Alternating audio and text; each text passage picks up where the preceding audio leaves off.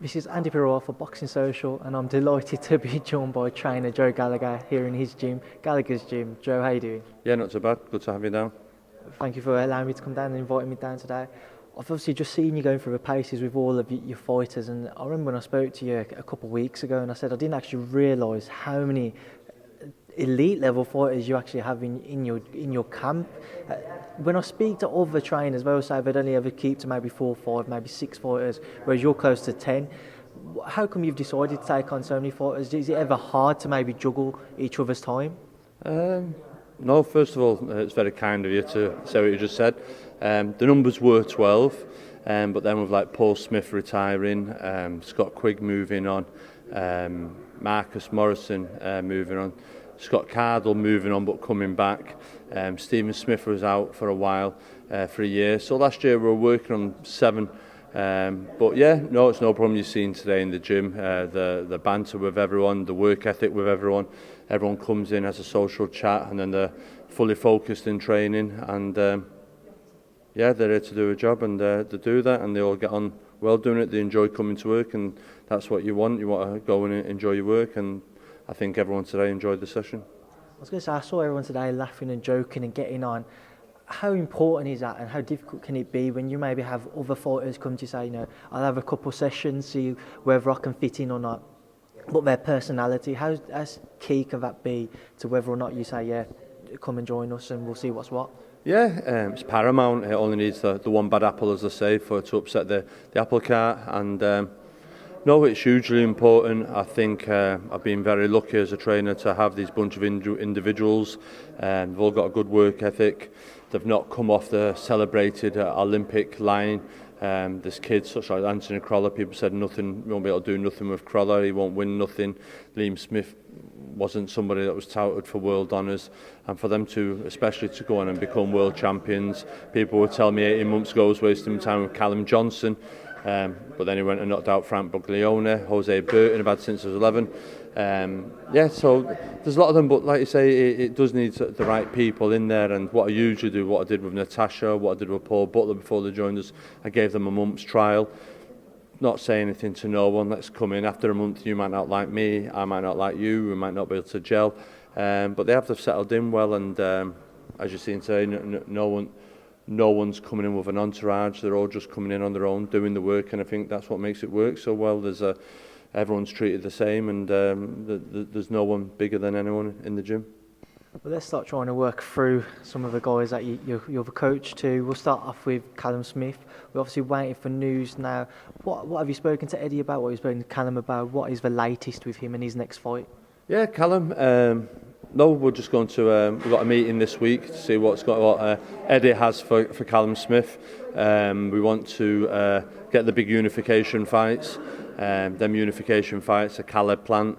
We want most of a DeGALE, a Benavidez. It's a shame Gilberto Ramirez has moved up, but they'll be the big super fights. We've got to speak to Eddie about that. Can he deliver us them fights? Canelo's a fighter that's performing the Zone Network. That's a fight we'd like. Kovalev is another one we've sat down and talked about, me and Callum.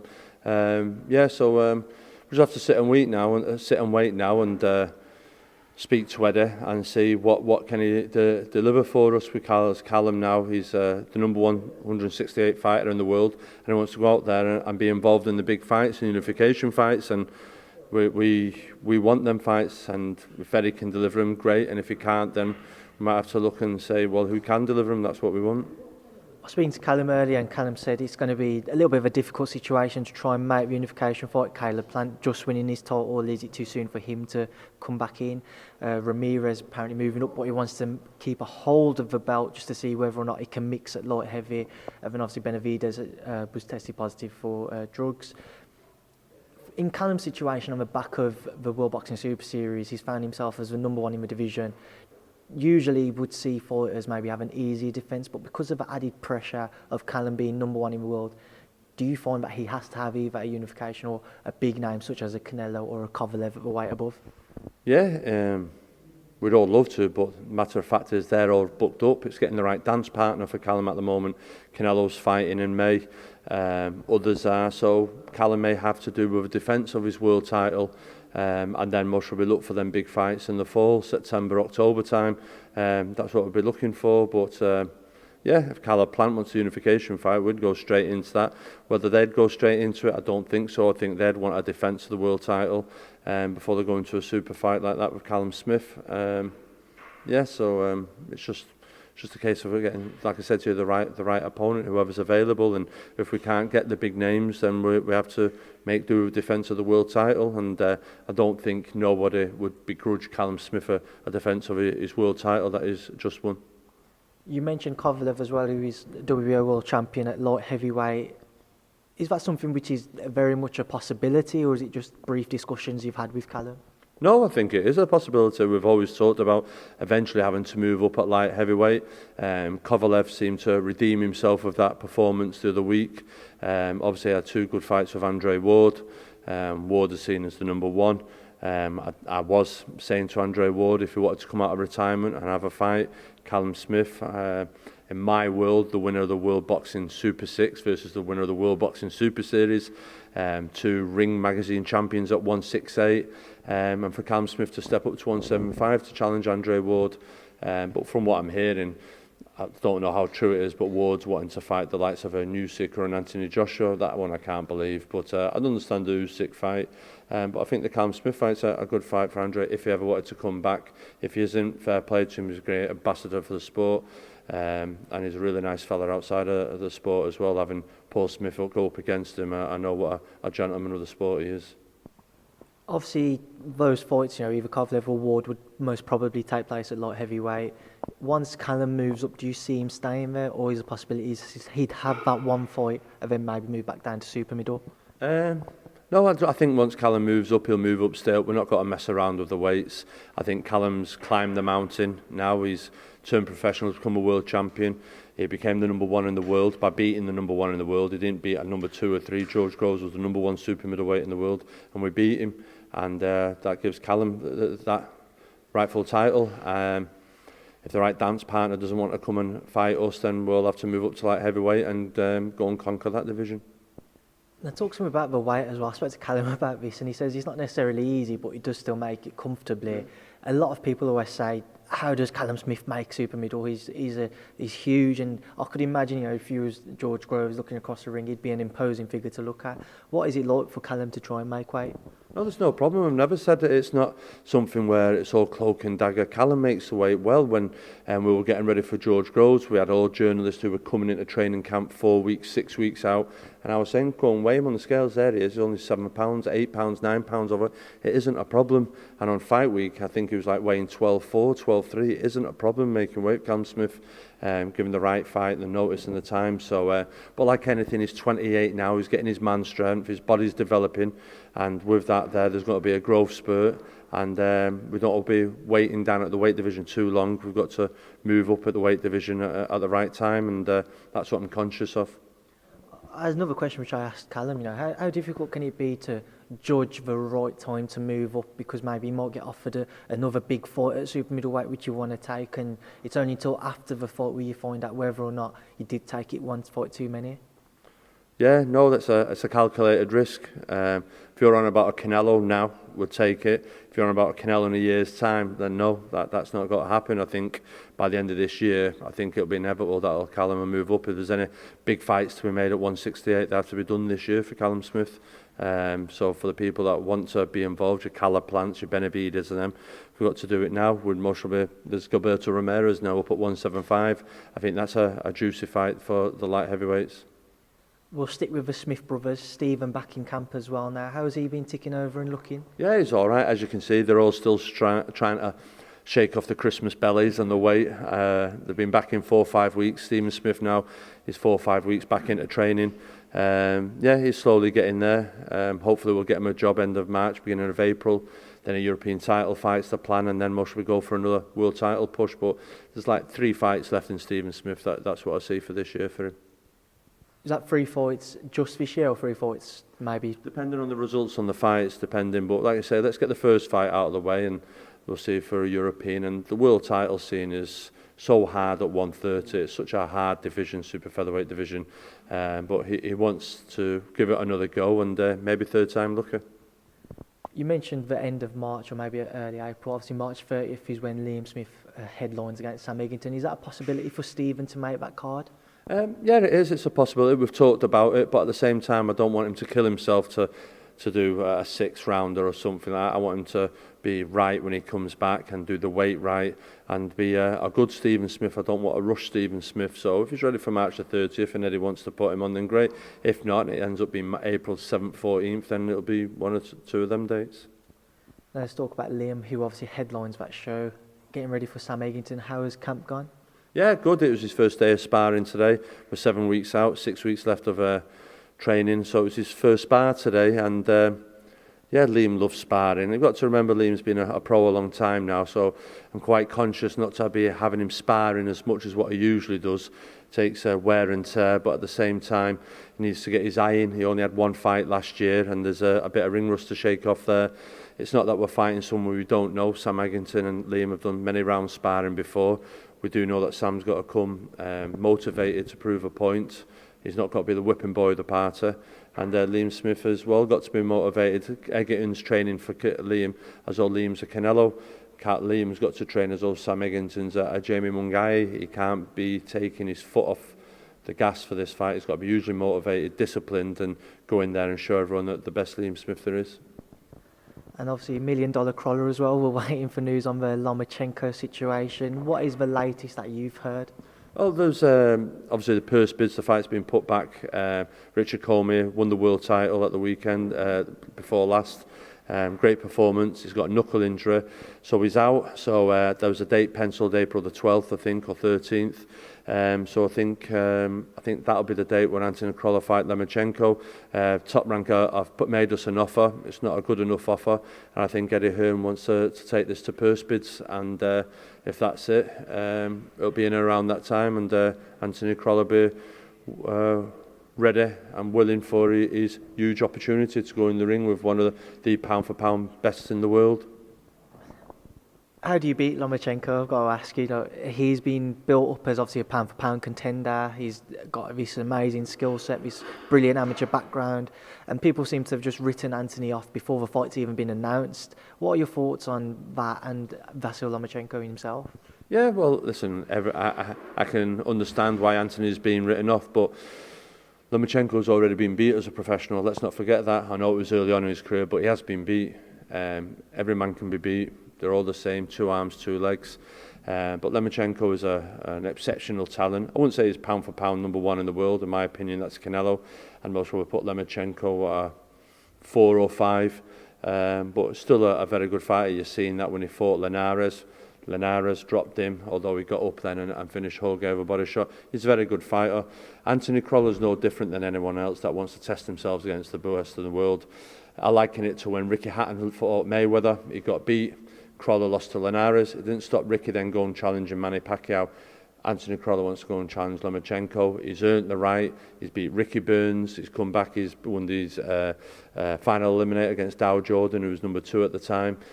So all he's done is what's asked of him to do it, and he's got himself in the mandatory position, and he's got to go in there and give it his best shot. Anything can happen in boxing. You've seen Terry Flanagan's world title chance that time. Opponent pulled out with a shoulder injury. I'd love that to happen with Loma. But like I say, listen, Anthony's got to go in there and he's got to give it his best, and he knows he knows he's given it his best. If his best is good enough, great, and if it isn't, well, there's no shame in trying. It's like, what are we supposed to do? Just lie back and not do that? That's what boxing's about. It's about testing yourself against the best in the world. And boxing now and again throws up unexpected results. That's what makes it a beautiful sport. Who thought Buster Douglas was got to beat Mike Tyson? Yeah, exactly. So that's what happens. That's the unique in boxing. It didn't stop Tony Bellew challenging Alexander Usyk. It didn't stop Rocky Fielding fighting Canelo. That's a chance. It's a huge opportunity, and full credit to Anthony. He's had a great career, and who should begrudge him having a huge opportunity fighting one of the best pound for pound fighters in the world. You just mentioned that Buster Douglas Mike Tyson fight. Today is actually the day which they did fight. What are your recollections of their bout? Do you know what? It's funny really. My dad was in hospital at the time, and we had a sneaky feeling Buster Douglas. My dad said to me, tall, upright, good job. Anyone with a good jab would beat Mike Tyson. And I remember sitting up watching it with my sister, and she was crying when Mike Tyson got beat. It was like 4 o'clock in the morning.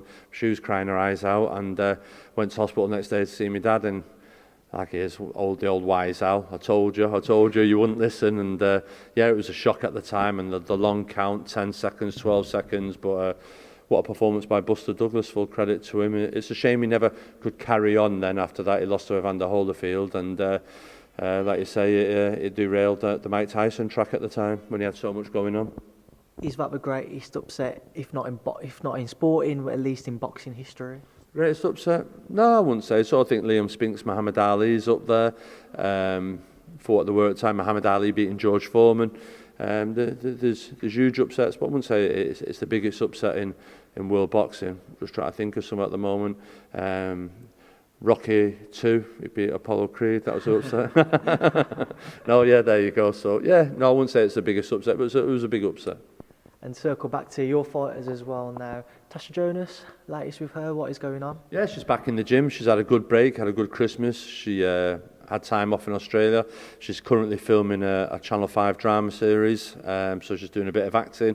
And now she's back in the gym, as you've seen today. Now she's on March the 30th, 7 weeks out. And no, like I say, she was in today, enjoying it. Hard work, as always. Tasha's always huffing and puffing, but no, she's a great person to have a gymnasium. She's got a great personality. She lights up the room when she walks in, and she works hard. She's one of the harder trainers. They all work hard, but that extra % I can always count on Natasha to put it in, and she's wanting to come back, and she fights at the old Echo Arena, and that was a best moment in boxing up to now when she won the WBA Intercontinental title last year, and hopefully she comes back now in 7 weeks and gets a good win and pushes on then and tries to get a world title shot.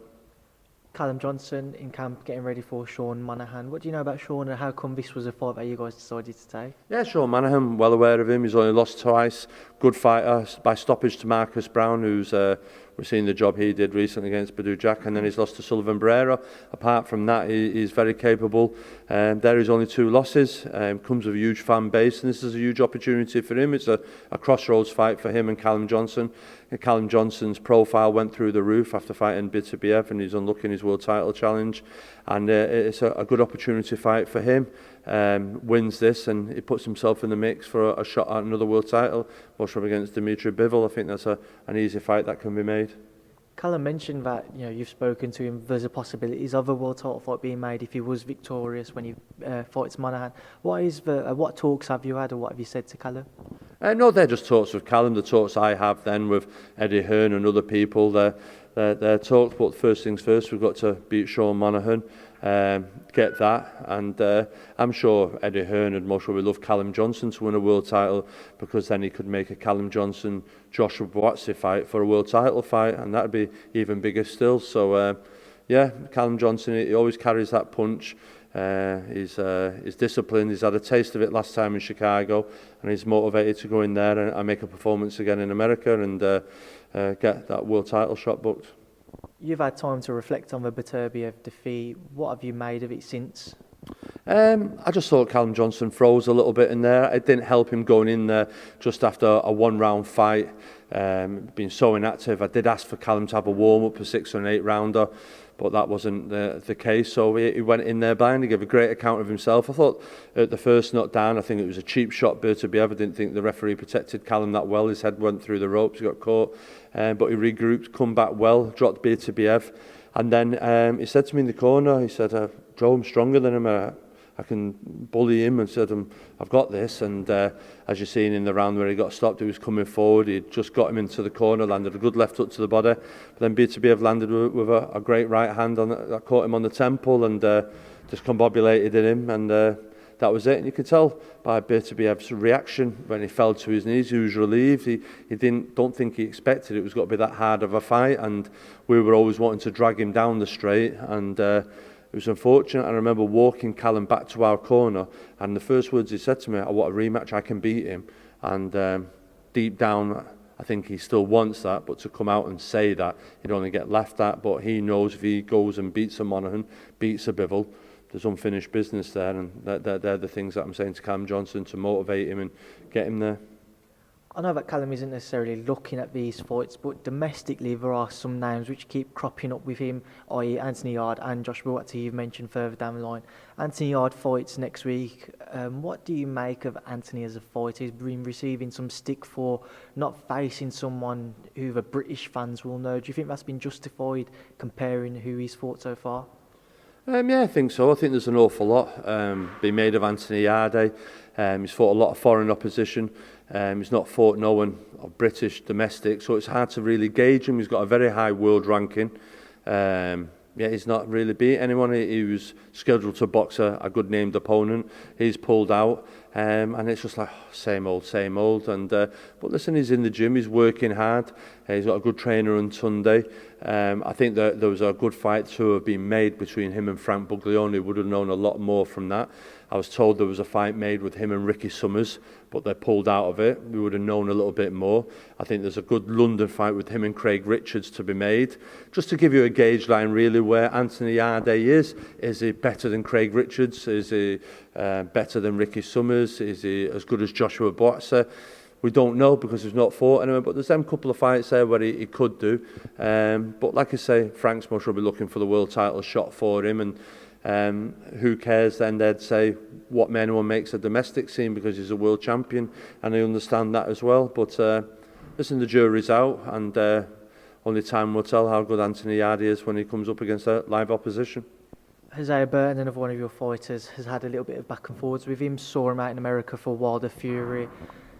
Is that a fight which you could ever see being made? Yeah, Hosea Burton, the board made it for a final eliminator over a year ago. Anthony Yarde pulled out of it. Anthony Yarde pulled Hosea Burton, as you said, was in Vegas there, pulled him up, says when are we going to fight. Hosea Burton has always wanted to fight. It's a shame for Hosea Burton. He's the forgotten man of the light heavyweight division. He's only had one bad round of boxing in his career, and that was the last round against Frank Buglioni. But he hasn't put a foot wrong before or since, and he wants the shots, he wants the opportunities, he wants the big fights. He said to Eddie he'd fight Bivol at short notice. He said he'd fight Badou Jack. Hopefully puts his name in the mix all the time. Hopefully's a fighting man. He'd fight anyone. He wants the fights, but no one wants to fight Hosea Burton. They all don't want to talk out of him. Hosea Burton's on no one's lips. That tells you no one wants to fight him. Joshua Buatsi doesn't mention him. Anthony Yarde doesn't mention him. No one wants to take the risk. He's in the who needs him club, which I feel sorry for Hosea, but I keep saying to Hosea, you've got to stay in the gym. No one will ever give you 10 weeks notice. So if they do give you a job, it'll be like 4 or 5 weeks notice. So you've got to make sure you're in the gym and you're ready, because no one's got to do you any favours. You've got to grab the next opportunity that comes with both hands and make sure you come away with it. And these fights, if somebody pulls out and they're not ready, he'll step in. So Callum Johnson, Buglioni, when Callum's pulled out, we put Ophi forward. They didn't want it. They fought Craig Richards. But Ophi, feel sorry for Ophi. He's the forgotten man. But in my opinion, is between him and Callum Johnson as the top two light heavyweights in the country. And just to get your thoughts on some other matters going on. I don't know how the board did not make Hosea Burton versus Joshua Buatsi for the British title. We offered Liam Conroy a British title defence when Ophi was champion. We offered Conroy a British title fight when Callum Johnson and they turned it down both times. Hosea Burton was in a final eliminator against Anthony Yarde. Anthony Yarde pulled out. Hosea Burton's been fighting and winning. How the British Boxing Board of Control didn't make Joshua Buatsi versus Hosea Burton, I don't know. Hopefully the board will make Hosea Burton the challenger to whoever wins that fight, because I don't know how Liam Conroy got that opportunity. Just do not know how he got that. It should have been Hosea Burton. We were all scratching our heads on that. What do you make of that fight then? Listen, it is what it is. It's Joshua Buatsi. He'll win the British title, but we won't learn anything more from him. Liam Conroy's a good kid. He had a few early setbacks. He's come back. He's been matched carefully on the way through. He's had a couple of good wins, but he was never in front of Hosea Burton for a shot at that British title. Obviously, I know you're saying that you hope the board will make the fight for Hosea to face the winner. Has Eddie ever considered maybe putting Hosea in with Josh Buatsi? Yeah, Hosea said it. I think Hosea, after his last fight, put Ophi in front of the cameras without me knowing, without Joshua Boatsen knowing, trying to talk it up and drum it up. But I don't think no one's keen on fighting a Hosea Burton. They never mention him, and it's just a shame. He knows he's the avoided man in the division. But no one's got to do him any favours. You've seen today, he's in the gym, he's training. Just got to go off and do a swim session with him now. And when the opportunity comes, he has to grab it with both hands. Let's talk about a few other things going on in boxing. We'll start off with the heavyweight division. Anthony Joshua seems likely to face Jarrell Miller in New York next. What are your thoughts on that and where it leaves Dillian Whyte? Yeah, I'm a bit... it's hard really, because the Dillian Whyte-Anthony Joshua fight, do I really want to see it again? Yeah, I most probably would. I think Dillian Whyte's matured, progressed, learned an awful lot from his first fight with Anthony Joshua. He had his moments in that fight. I feel Dillian Whyte feels he's a more accomplished fighter now, more mature, rounded, and he'd give Anthony Joshua more problems. I think the Jarrell Miller fight, I'm not really bothered. Who's Jarrell Miller? I don't think anyone in America knows who Jarrell Miller is. I don't know who Jarrell Miller is. I've been there, seen it. I think it's a risky fight for Anthony Joshua. I think it's one maybe that could be an Oliver McCall was to Lennox Lewis if he isn't taking him seriously. It's a big fight for AJ. He's fighting in America, training camps, all the build up for it that they've got to do with it. It's all new to him. And it's a big opportunity for Jarrell Miller. It's a big lump. If you can take AJ's shots, it's got to be an interesting fight. But it's a shame Dillian Whyte is being messed about with the WBC. We've been down that road with Callum Smith as well, how he's not mandatory challenger. I just feel sorry for Dillian Whyte. But the Jarrell Miller fight, I have no big thing yet. I'd be more interested if it was Luis Ortiz, Anthony Joshua, because then you'd have a bit of a gauge. Could Anthony Joshua beat Luis Ortiz better than what Deontay Wilder did? Do you understand? There's people that you can compare with. So yeah, listen, it is what it is, and they know what they're doing. After that, then hopefully he'll get a winner of the others. But I really would have liked to have seen a Dillian Whyte or a Luis Ortiz in America. And we have next week Eubank versus DeGale. What are your thoughts on that fight? I think it's a good fight. I think it's we're having Chris Eubank coming back motivated. He's got a trainer on board now. Is it too late to teach an old dog new tricks? Only time we'll see. We'll see in the fight. James DeGale, can he rewind the clock? If James DeGale has got the legs that he had it years ago, and he doesn't sit on the ropes that much, I think we can see James DeGale winning this fight and winning it well. If James DeGale gets a big ring, manages to move left, move right, keeps Chris Eubank turning all the time. James a good fighter. He's been in good fighters with Badou Jack, got hit, got up. I think James DeGale, you've seen it with Chris Eubank, Billy Joe Saunders. If you box and move and create angles, as George did, Billy Joe did, you're winning the fight. But if you're standing getting a dog fight, then you're fighting Chris Eubank's fight.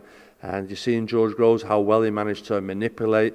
And George Groves hit Chris Eubank with some unbelievable punches, and Eubank stood up to them. So in a stoppage, the way for James DeGale to win this is to win it by boxing smart, like Billy Joe did. The blueprint's there. Whether he's got the legs and the engine to do it, let's see what happens on the night. I think Chris Eubank Jr. will be wanting to set a high tempo pace. He isn't going to allow James to run round the ring and have his head boxed off. I think he'll be wanting to start and, like a steam train, come strong down the straight. And if James hasn't done his road work, he'll be getting found wanting. And it's a fascinating fight. I don't think it's a retirement fight. I think both have still got fights in them still. I think Chris Eubank Jr. is still a young fighter with not many miles on the clock. Who are you leaning towards? Youth sometimes is a big factor, and I think from losing to George Groves there's a motivational factor. I think James has fought, he's lost, he's come back, he avenged, he won the world title, gave up his world title, which was disappointing when you fought so hard to become a world champion. I think they're both hugely motivated. I think they both would love to fight. They get Callum plant fight, and there's big things for him. I think yeah, it's a good 50-50 fight. It's a tough one to call. If DeGale's got his legs, I think DeGale and Nick on points. If he hasn't, then I think Eubank on points. Well, Joe Gallagher, you've waited around for me. I appreciate that. Thank you for inviting me down today. And thank you for speaking to Boxing Social. No problem. Great for having me down. Thank you.